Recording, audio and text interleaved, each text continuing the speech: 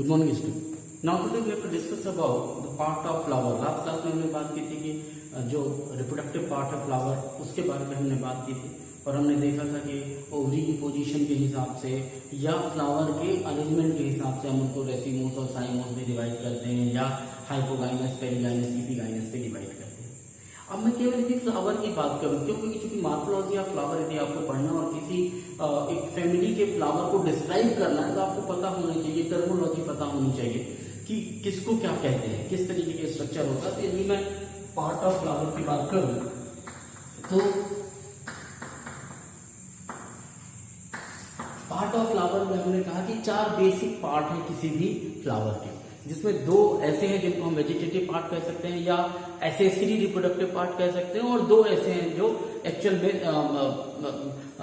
Reproductive part कहलाएंगे, gynoecium और androecium. तो गाइनोशियम और एंडोशियम के अलावा जो 2 एसेसरी रिप्रोडक्टिव पार्ट हैं उनको कहते हैं हम कैलेक्स एंड करोला। तो सबसे पहले शुरुआत करते हैं किससे? कैलेक्स से। देखिए जहां तक बात कैलेक्स की है, सिमिलरली इसे क्या कहा जाता है? सेपल। क्या कहते हैं इसको? सेपल्स कहते हैं। और कैलेक्स जैसे आपने डायग्राम आपने देखा होगा, मैंने इससे पहले भी डायग्राम बनाया है, ये आपका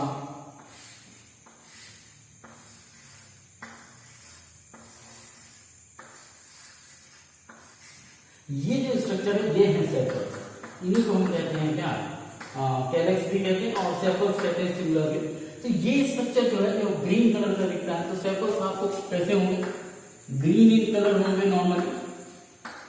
आपको इससे पहले वाली क्लास में मैंने बताया था ब्रैकिएट इब्रैकिएट के बारे में। तो सेपल्स के पहले ही आपको ब्रैकिएट और इब्रैकिएट वाली पोजीशन मिलेगी। तो यदि किसी में ब्रैकिएट इब्रैकिएट नहीं है या ब्रैक नहीं मौजूद है तो वो इब्रैकिएट कहलाएंगे और यदि ब्रैक मौजूद है तो वो ब्रैकिएट कहलाएंगे। और ब्रैकिएट के बाद जो नेक्स्ट स्ट्रक्चर मिलता है वो कहलाता है सेपल या कैलेक्स। ग्रीन इन कलर होते हैं। इनका काम होता है प्रोटेक्ट फ्लावर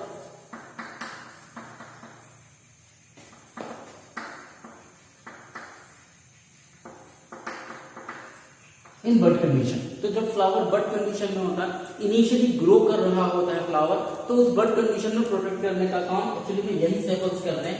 मैं इसलिए सेपल्स के साथ ये डायरेक्ट आपको बता रहा हूँ क्यों, क्योंकि कई सारे फ्लावर आप चाइना रोज देखेंगे तो उसमें सेपल्स के पहले छोटे छोटे इस तरीके के ग्रीन कलर स्ट्रक्चर दिखाई देंगे। वो सेपल्स नहीं है, वो ब्रैक्ट है या ब्रैक्ट मौजूद होता है तो ब्रैक्टिएट कहते हैं, जब नहीं मौजूद होता तो इब्रैक्टिएट कहते हैं। और उसके बाद जो थोड़े से बड़े से स्ट्रक्चर दिखेंगे आपको, वो क्या कहलाएंगे? वो कहलाएंगे सेपल। उनका भी कलर कैसा होगा? ग्रीन होगा। And they are responsible for protection of flower in during bud condition. अब ये याद रखने जरूरी है कि जो आपको ये सेपल्स दिखाई देंगे ये अलग अलग है इस तरीके से, या तो इस तरीके से हो सकते हैं कि सब अलग अलग, या एक कंडीशन ऐसी हो सकती है कि सब आपस में क्या हो, लाइक दिस, जुड़े हुए। मीन्स जब आप उनको ओपन करने की कोशिश करेंगे तो आइदर वो अलग अलग होंगे या जुड़े हुए होंगे। On the basis of the sepals अलग अलग है या जुड़े हुए हैं, हम सेपल्स को 2 भागों में डिवाइड करते हैं। एक को हम कहते हैं गैमोसेपलस और दूसरे को कहते हैं पॉलीसेपलस। Is it clear? 2 नाम, एक है गैमोसेपलस, दूसरा क्या है? पॉलीसेपलस। गैमोसेपलस का मतलब ये होता है फ्यूज या यूनाइटेड सेपल्स। जब सेपल्स आपस में यूनाइटेड होते हैं तो उनको गैमोसेपलस, और जब सेपल्स आपस में क्या होते हैं?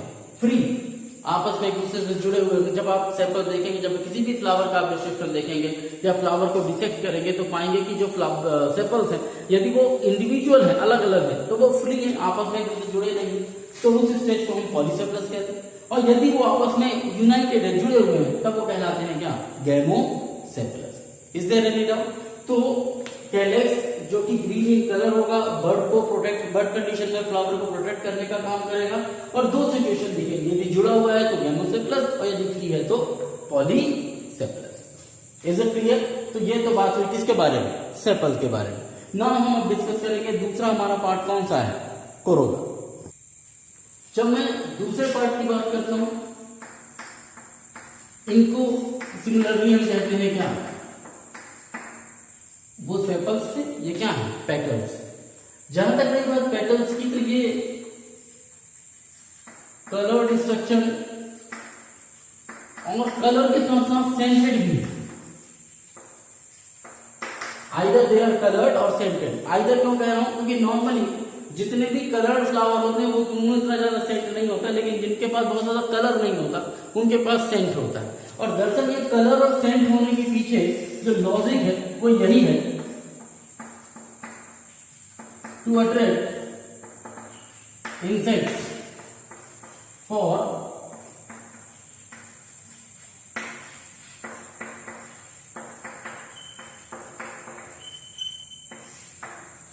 for the process of pollination, for the process of pollination। तो पॉलिनेशन के लिए इंसेक्ट को अट्रैक्ट करने के लिए either they have colour, bright colour मौजूद होगा फ्लावर के पास, या उसके पास बहुत अच्छा सेंट मौजूद होगा जिससे इंसेक्ट उसकी तरफ क्या होंगे, अट्रैक्ट होंगे।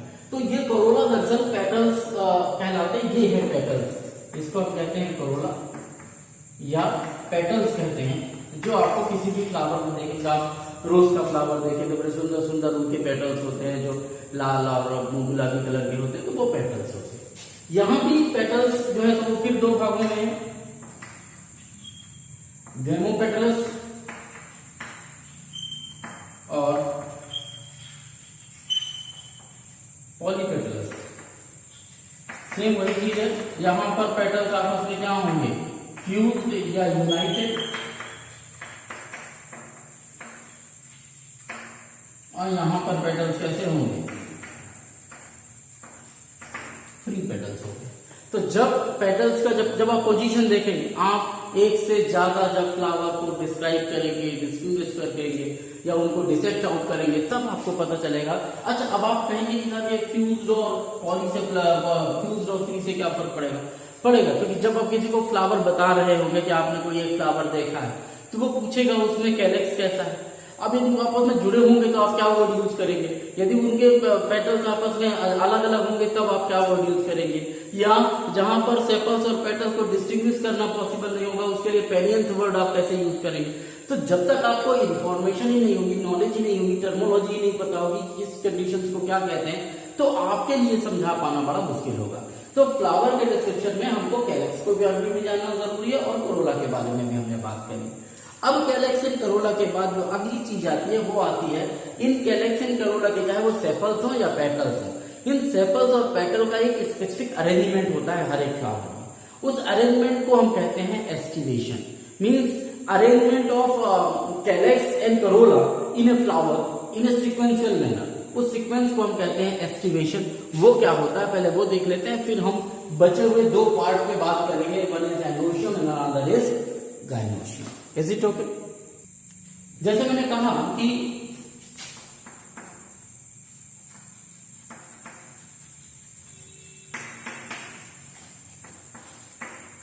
Arrangement of calyx and Corolla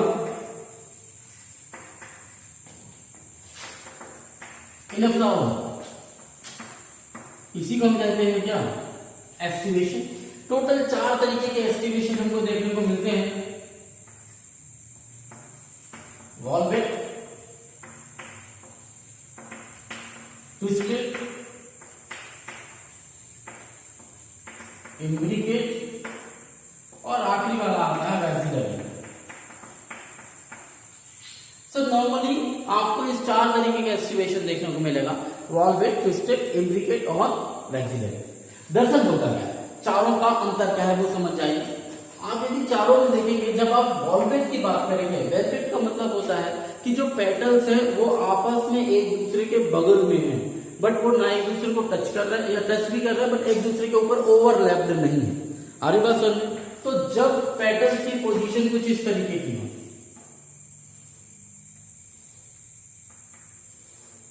मैं नॉर्मली एग्जांपल ले रहा हूं पेंटामेरस फ्लावर, किसका, पेंटामेरस फ्लावर का।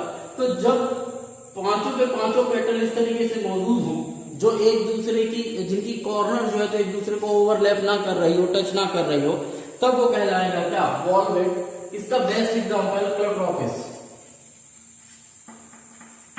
इसमें ये देखने को मिलता है, कौन सा, वॉल्वेट टाइप। अब आप चारों जब देखेंगे तो बड़े आसानी से समझ जाएंगे कि कैसा होगा। यदि मैं ट्विस्टेड की बात करूं तो ट्विस्टेड टाइप ऑफ एस्टिवेशन वो होता है जहां पर एक पेटल दूसरे पेटल्स को क्या करता है, ओवरलैप करता है। ओवरलैप करता है मतलब कैसे, जैसे ये समझिए ये एक पेटल, ये पेटल जो है तो क्या नाम से दूसरे पेटल को ओवरलैप कर रहा है। देखिए ये इसके ऊपर चढ़ा हुआ है, ये इसके नीचे, यहाँ तो ये नीचे है लेकिन दूसरे वाले के लिए क्या है, ये दूसरे के ऊपर आ गया। यहाँ ये नीचे है तो दूसरे के ऊपर चला जाएगा, और यहाँ ये नीचे है तो दूसरे के ऊपर चला जाएगा, यहाँ ऊपर है तो ये नीचे है। मीन्स आप देखिए ये एक साइड नीचे है, एक साइड ऊपर है, एक साइड नीचे है, एक साइड ऊपर है, एक साइड नीचे, यानी जो पेटल्स है या सेपल्स है दोनों में से कोई भी, एक अंदर एक बाहर, एक अंदर एक बाहर, इस तरीके का एस्टिवेशन या इस तरीके का जब अरेंजमेंट होता है उसे हम कहते हैं ट्विस्टेड टाइप ऑफ अरेंजमेंट। क्या बोलते हैं उसको, twisted type of arrangement. China rose, lady finger, इनमें ये देखने को मिलता है। और चाइना रोज बड़ा आसान है, आपने घर के आसपास लगा होगा, आप देखिएगा तो चाइना रोज के जो पेटल्स होंगे उनको देखिएगा वो एक दूसरे के आगे पीछे, एक अंदर एक बाहर, एक अंदर एक बाहर अरेंज। अब जब आप ऑब्जर्व करेंगे तब आपको ये चीज बहुत अच्छे से क्लियर हो जाएगी। तीसरी बात करते हैं इम्ब्रिकेट। इम्ब्रिकेट वो कंडीशन कहलाती है जहां पर एक पेटल या सेपल कंप्लीटली अंदर होता है, एक पेटल और सेपल कंप्लीटली बाहर होता है, और बाकी जो तीन होते हैं वो अल्टरनेट सीक्वेंस में देखने को मिलते हैं। कैसे समझिए, ये पूरा का पूरा पैटर्न है, मान लीजिए ये अंदर है,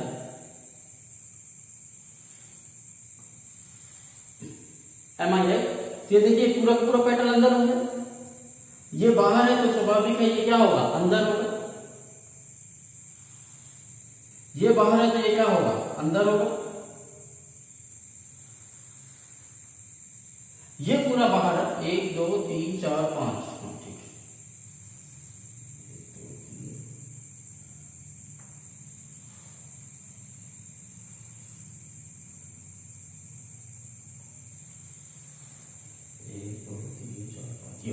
ठीक, लिसन 1 2 3 4 एंड 5।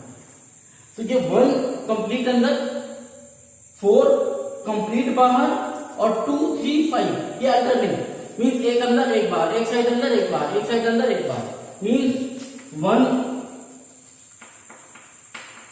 कंप्लीट इनक्लोज, यानी उसकी दोनों साइड इनक्लोज होंगी। 1 कंप्लीट आउटसाइड, एंड 3 जो है वो क्या होंगे, अल्टरनेट होंगे, मीन्स एक अंदर एक बाहर, एक अंदर एक बाहर। इस तरीके का अरेंजमेंट जो होता है वो कहलाता है इम्ब्रिकेट टाइप ऑफ अरेंजमेंट, गुलमोहर में देखने को मिलता है। एग्जांपल क्या है इसका,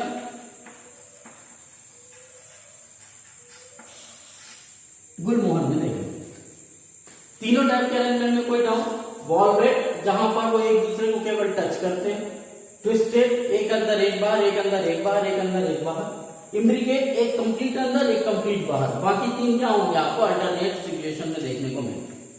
बात करते हैं vexillary. Vexillary specific type of floral arrangement है, या यूं कहिए कि पेटल्स और सेपल्स का अरेंजमेंट होता है जो हमको देखने को मिलता है, खासकर ये पेटल्स में देखने को मिलता है पी प्लांट के। और आपने घर के आसपास कोई भी जंगली पौधा देखा हो, पी पौधा, उसको देखेंगे तो उसमें समझ में आ जाएगा। पी प्लांट में यदि आप देखेंगे तो इसमें क्या होगा, तो इस तरीके की मौजूद लाइक दिस, इस तरीके। और जो ये अंदर की तरफ से आया है ये अब बाहर हो जाता है,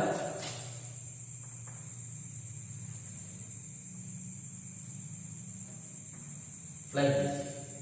तो आप ये समझिए कि दरअसल ये जो लास्ट वाला पोर्शन है ये लीफ पी प्लांट में देखने को मिलता है।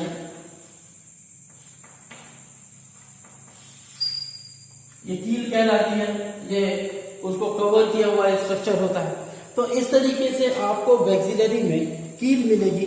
2 स्मॉलेस्ट एंटीरियर पेटल जिनको हम कील कहते हैं, लैटरल पेटल जिनको विंग्स कहते हैं। 5 पेटल्स का ये भी बना होता है, लार्जर स्टैंडर्ड होता है, इसको हम कहते हैं स्टैंडर्ड।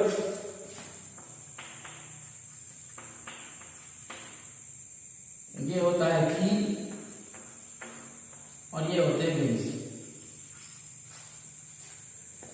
Is it clear? तो विंग्स मौजूद है, कील मौजूद है, स्टैंडर्ड मौजूद है, इनके थ्रू लेटरल पेटल्स को हम विंग्स कहते हैं, स्टैंडर्ड कहते हैं। तो आप ये देखिए 1 2 3 4 और 5, इनको 2 गिनते हैं एक्चुअली, ये पूरा एक इसको गिनते हैं 1 काउंट करते हैं 1, ये 2 काउंट किए जाते हैं। ये दोनों ऐसे बीच में जुड़े हुए होते हैं लेकिन थोड़े से अलग होते हैं लास्ट में पोर्शन में, जिसको हम कील कहते हैं। तो इस तरीके से एस्टिवेशन 4 तरीके का होता है, वॉल्वेट, ट्विस्टेड, इम्ब्रिकेट और आखिरी में आता है कौन सा, वैक्सीलेट। तो ये 4 तरीके का आपको एस्टिवेशन देखने को मिलता है सेपल्स में भी और पेटल्स में। Is it clear?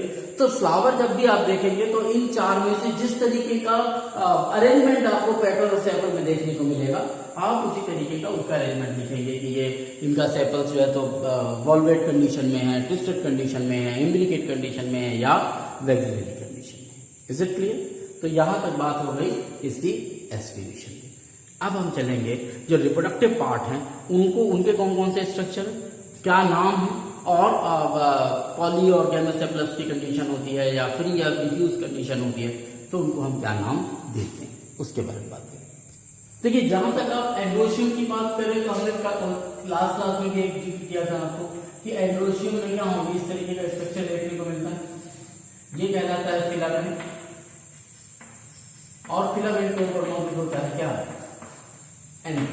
दरअसल एंथर बाइलोब होता है। एंथर कैसा होता है, बाइलोब स्ट्रक्चर है, और ईच लोब हैज 2 कंपार्टमेंट।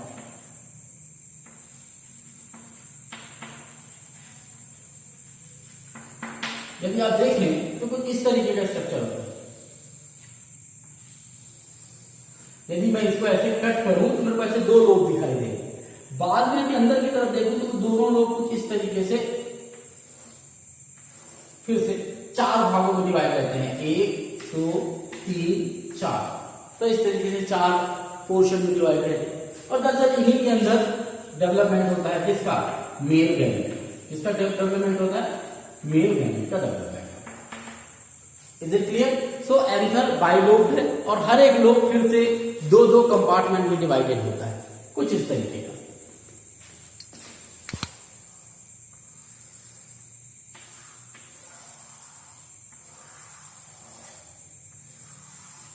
कुछ इस तरीके।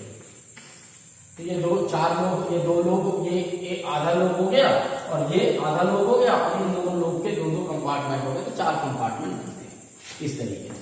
तो ये तो कंडीशन हुई किसकी, एंथर की। और यही जो लोब है इन्हीं के अंदर फॉर्मेशन होता है किसका, मेल गैमेट। जहां तक रही बात एंथर की कि एंथर कैसे मिलेगा हमको, तो आप समझिए एंथर के साथ 3 कंडीशन है। पहला स्टेराइल स्टेमन। यहां जो याद रखिए कि एंडोशियम के सिंगुलर जो स्ट्रक्चर होता है उसको हम क्या कहते हैं, स्टेमन कहते हैं। यानी जैसे हमने कैलेक्स के केस में सेपल वर्ड यूज किया था, कोरोला के केस में पेटल्स यूज किया था। तो एंडोशियम या मेल गैमेट को सिंगुलरली जब एक स्ट्रक्चर की बात करते हैं तो उसको क्या नाम देते हैं, स्टेमन कहते हैं। क्या कहते हैं उसको, स्टेमन। तो एक स्टेराइल स्टेमन को हम कहते हैं स्टेमिनो। स्टेराइल स्टेमन का मतलब क्या होता है, stamen which is unable to produce any pollen grain, यानी कि वो फर्टाइल नहीं कर सकता। तो यदि कोई स्टेमन स्टेराइल है तो उसके लिए एक वर्ड है क्या, स्टेमिनो। Is there any doubt? इसी तरीके से when stamen are fused with petals, ये खूब देखने को मिलता है। जो पेटल्स जो पेटल्स होते हैं, क्योंकि आपको पता है सबसे पहले कैलेक्स पाया जाएगा, कैलेक्स के बाद कोरोला पाया जाएगा, अंदर कोरोला के अंदर एंडोशियम पाया जाएगा और एंडोशियम के अंदर की साइड में गाइनोशियम पाया जाएगा। तो एंडोशियम और पेटल्स कई बार आपस में जुड़ जाते हैं। तो जब कभी भी स्टेमन जो है वो पेटल्स के साथ फ्यूज होते हैं, उस कंडीशन को हम कहते हैं ईपी पेटल्स। क्या कहते हैं उसको, ईपी पेटल्स। अब कुछ ऐसे भी फ्लावर होते हैं जहां पर पेटल्स होते नहीं, बल्कि क्या होता है पेटल्स की जगह में पेरियंस होता है। पेरियंस आपको याद होगा पेरियंथ मैंने कहा था कि जब कभी भी कैलेक्स एंड करोला को डिस्टिंग्विश करना पॉसिबल ना हो उस स्टेज को हम पेरियंथ कहते हैं। तो जब स्टेमन पेरियंथ के साथ यानी वो जुड़े तो पेटल्स के साथ ही रहेंगे, लेकिन चूंकि हम यहाँ पेटल्स और सेपल्स को अलग नहीं कर सकते तो नाम क्या दे दिया हमने, पेरियंथ दे दिया। यदि पेरियंथ से जुड़े हुए की कंडीशन है तो इपीपेटलस ना कह के हम उनको इपीफाइलस कहेंगे। क्या कहेंगे? इपीफाइलस। तो ये 3 स्टेज कंडीशन आपको देखने को मिलेगी। यदि स्टेमन स्टेराइल है तो स्टेमिनोड वर्ड यूज करेंगे, यदि स्टेमन फ्यूज है पेटल के साथ तो इपीपेटलस वर्ड यूज करेंगे, स्टेमन फ्यूज है पेरियंथ के साथ तो इपीपेटलस वर्ड यूज करेंगे। आई थिंक यहां तक तो कोई प्रॉब्लम है नहीं, यदि वो सिंगुलरली है, यदि जुड़े हुए हैं। लेकिन सपोज कीजिए कि ये तो बात हुई सिंगुलरली यूज करने की। अब यदि स्टेमन एक से ज्यादा है, फ्री, तब एक वर्ड यूज किया जाता है पॉलीएंड्रस।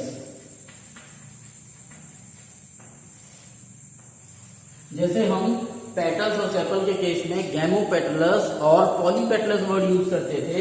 यहाँ पर यदि स्टेमन लगे हुए हैं 8 हैं, 4 हैं, 6 हैं, व्हाटएवर द नंबर, और वो कैसे हैं? फ्री हैं, अकेले अकेले, कोई एक के साथ जुड़े नहीं है, ना तो पेटल्स के साथ, ना पेरियंथ के साथ, ना कुछ, तो फ्री है यानी, तो उनको हम पॉलीएंड्रस स्टेज कहेंगे। बट ज्यादातर पेटल्स जो स्टेमन्स होते हैं वो कहीं किसी न किसी के साथ अटैच होते हैं, तो यदि वो अटैच होंगे तो उनके लिए फिर नाम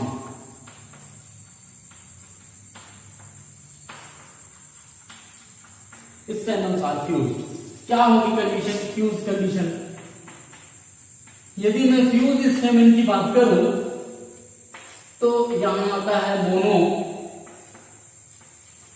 डेल्फस,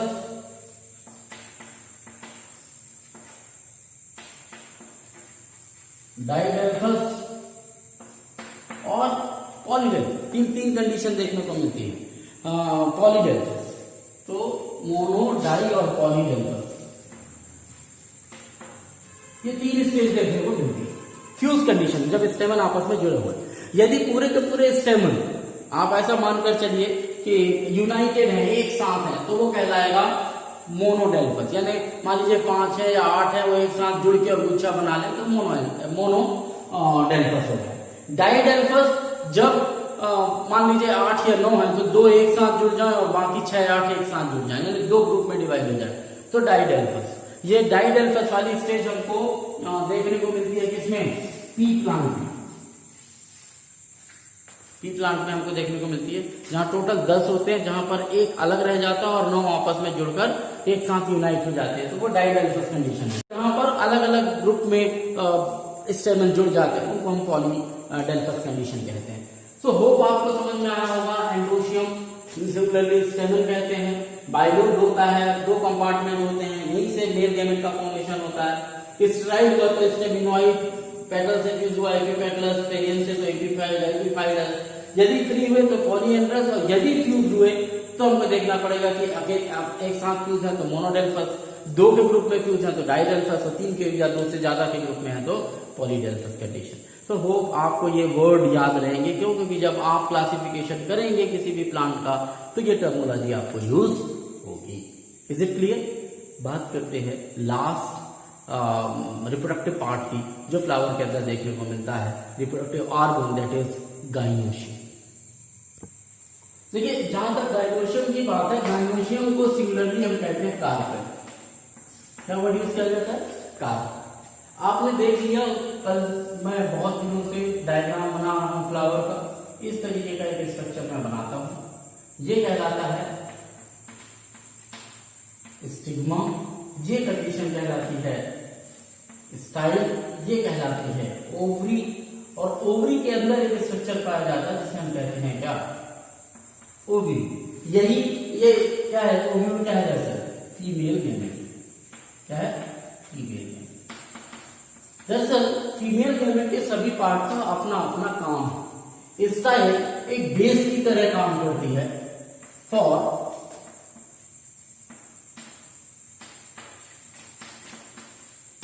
लैंडिंग ऑफ पोलन ग्रेन, ताकि पोलन ग्रेन यहाँ क्या हो सके? लैंड हो सके, आके रुक सके, ठहर सके। दूसरा इंपॉर्टेंट काम जो स्टिग्मा करता है वो ये करता है, select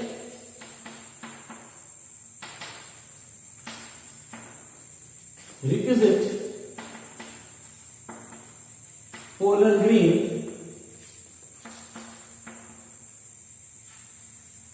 to develop pollen tube।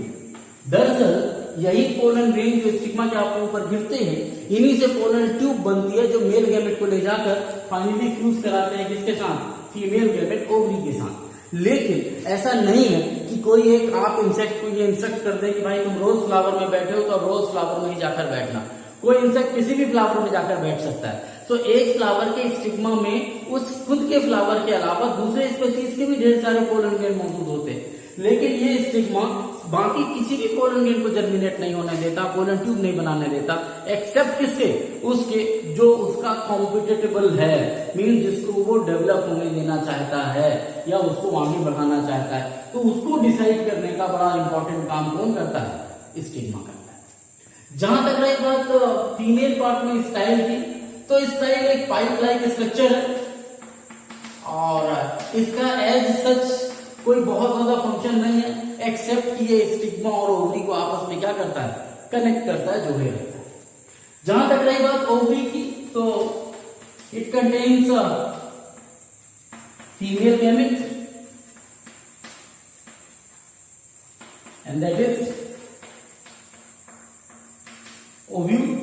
बाद में इसी ओव्यूल के साथ फ्यूज होता है पोलन ट्यूब आगे और मेल गैमेट फ्यूज होता है, और जब फ्यूज होता है तो ये मेल और फीमेल गैमेट मिलके जाइगोट का फॉर्मेशन करते हैं और फाइनली ये जो ओवरी होती है ये किसमें कन्वर्ट होती है, फ्रूट में।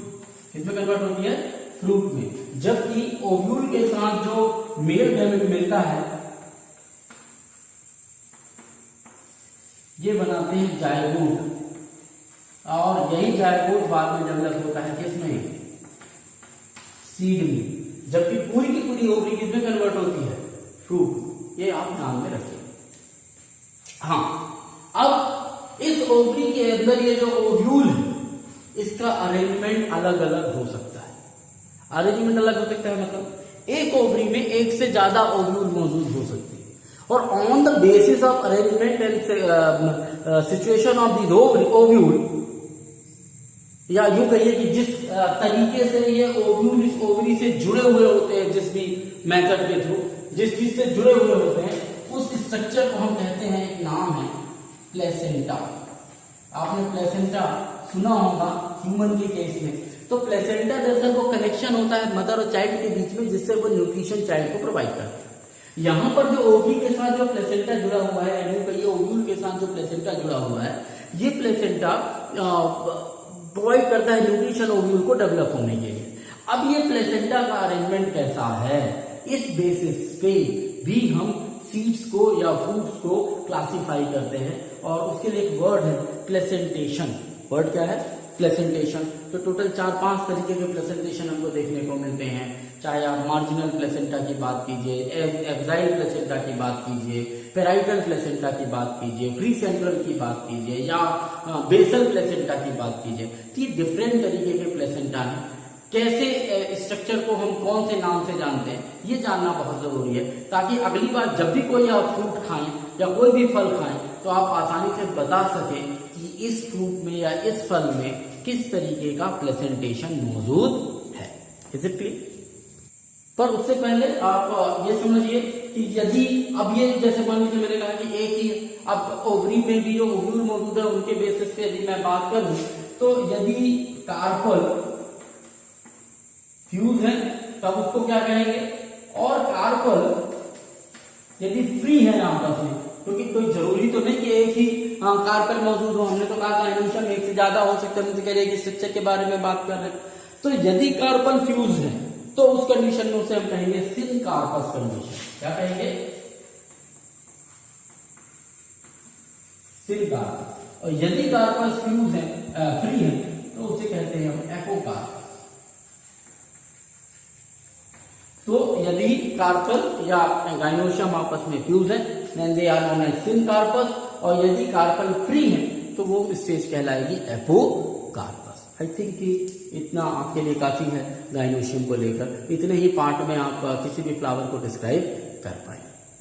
आगे बात करते हैं किसकी, प्रेजेंटेशन की। अब प्रेजेंटेशन क्या होता है, तो अरेंजमेंट ऑफ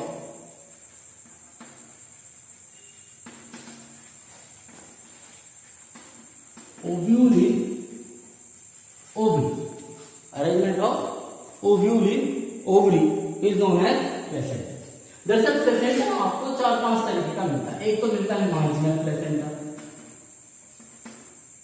दूसरा होता है एक्साइल प्लेसेंटा,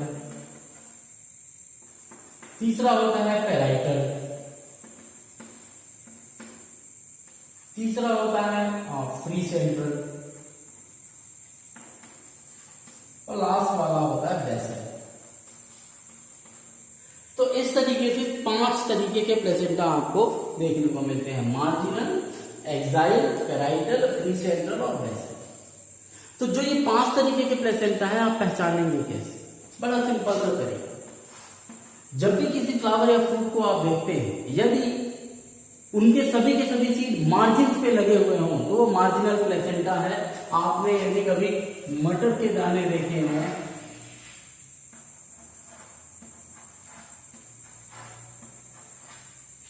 इस तरीके का अरेंजमेंट आपको देखने को मिलेगा, ये मार्जिनल प्लेसेंटा है। मटर छीलिए, आपको देखिए सब एक साथ एक साइड में एक लाइन में लगे हुए होते हैं, वो कहलाता है मार्जिनल प्लेसेंटा। इसी तरीके का अरेंजमेंट होता है तो मार्जिनल प्लेसेंटा पी प्लांट में देखने को मिलता है। एक्सियल प्लेसेंटा, एक्साइल प्लेसेंटा का मतलब होता है जिस तरीके से आप किसी चके में एक्सेल लगा हुआ होता है, तो ठीक उसी तरीके से यदि आप मान लीजिए कि इस तरीके का एक्सेल लगा हुआ है और ये उसकी सेप्टा है, मीन्स स्पोक, और सीट का अरेंजमेंट यहां, ये कहलाता है एक्साइल प्लेसेंटा, जहां पर सीट जो है वो सेप्टा से क्या हो, डिवाइडेड हो। मार्जिनल प्लेसेंटा कहलाता है, मस्टर्ड में देखने को मिलता है, सॉरी चाइना रोज में देखने को मिलता है, मस्टर्ड में चाइना रोज में। दरअसल इस तरीके से जब आप कभी उसका ओवरी का डिसेक्शन करेंगे तो आपको 5 सेक्शन दिखाई देंगे, 2, 3, 4, 5, और उन 5 में आपको इस तरीके से 2-2 ओव्यूल दिखाई देंगे। जब कभी हम चाइना रोज का डिसेक्शन करके देखेंगे तो उसमें बड़े आसानी से ये चीज दिखाई देती है। तो ये कहलाता है axile placenta. Is it clear? Third one is parietal. नाम से ही क्लियर है, पेरिफेरल। पेराइटल प्लेसेंटा की यदि मैं बात करूं तो ये इस तरीके का,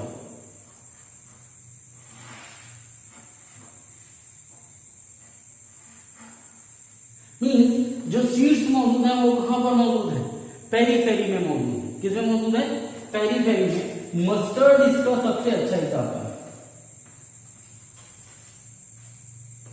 अब तुमको देखना पड़ेगा कि मस्टर्ड सीड कैसे मिलती है, कहाँ मिलती है, तो तुमको पेराइटल प्लेसेंटा मिलेगा, उनके साइड में लगी होगी मस्टर्ड सीड। आपने शायद नहीं देखी होगी, कभी मौका मिले या चले जाइए कि इसमें गूगल में चले जाइए, थोड़ा गूगल में सर्च मार कर देखिए अरेंजमेंट ऑफ मस्टर्ड सीड, तो आपको फिर ये मस्टर्ड सीड एक बार देख लोगे तो फिर आपको कभी कंफ्यूजन नहीं होगा। जो किसान है, मैंने अपने घर में देखा है, इसलिए मुझे समझ में आता है कि वो ऐसा ही होता है।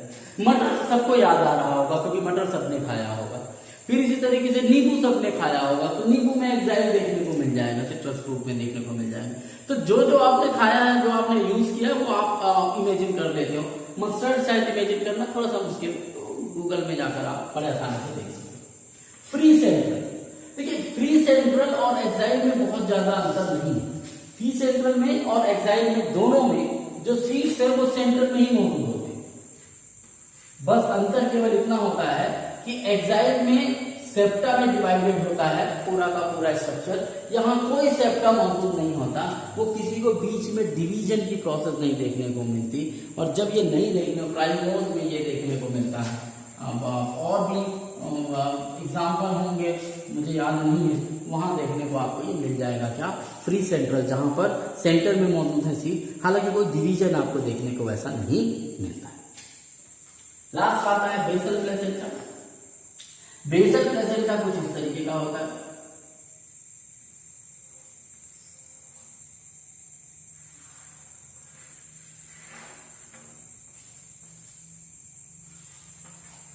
ये मिलता है आपको कॉर्न में,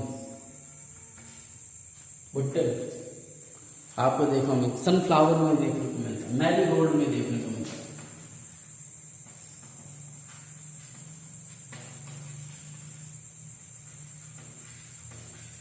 इसको कहते हैं बेसल प्लेसेंटा, जहां पर जो अरेंजमेंट है वो बेसल पार्ट में होता है, उसको बोलते हैं बेसल प्लेसेंटा। होप आपको पांचों तरीके के प्रेजेंटेशन समझ में आ गए होंगे। देखिए डायग्रामेटिकली ही आपको याद रखना पड़ेगा, याद करके आप नहीं याद रख सकते, और इवन तो एग्जाम में भी आएगा तो आपको डायग्राम के थ्रू ही एक्सप्रेस करना पड़ेगा कि मार्जिनल प्लेसेंटा क्या है, एक्साइल प्लेसेंटा क्या है। और जब आप जाने रहेंगे कि एक्साइल और फ्री सेंट्रल में क्या अंतर है, एक रिसेप्टा पाया जाता है, रिसेप्टा नहीं पाया जाता, तब आप उसे एक्सप्लेन भी कर पाएंगे, बता भी पाएंगे। होप इतनी बात आपके समझ में आ गई होगी। नेक्स्ट क्लास में हम बात करेंगे फ्रूट के बारे में, सीड के बारे में, और साथ ही साथ करेंगे फ्लावर का डिस्क्रिप्शन, फ्लावर का डिसेक्शन, कि कैसे एक फ्लावर को हम डिस्क्राइब करते हैं, क्या डायग्रामेटिकली कैसे उसको एक्सप्लेन करते हैं, वो यहाँ देखेंगे। चार्ट बनाना कैसे करते हैं, उसका फॉर्मूला कैसे लिखते हैं, और साथ ही साथ एक फ्लावर डिसेक्ट आउट भी करेंगे। Is it clear? तब तक के लिए हैव अ नाइस डे।